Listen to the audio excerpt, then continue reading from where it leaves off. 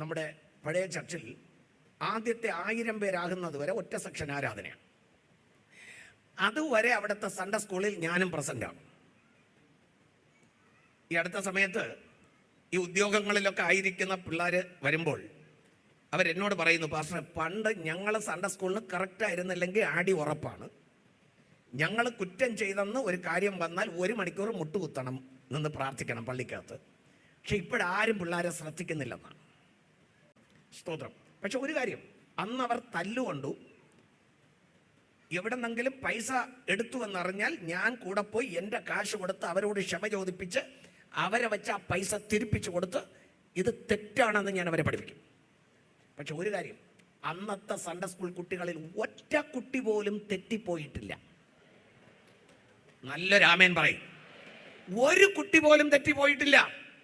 നിങ്ങൾക്ക് അങ്ങനെ കാണിച്ചു തരാൻ പറ്റില്ല.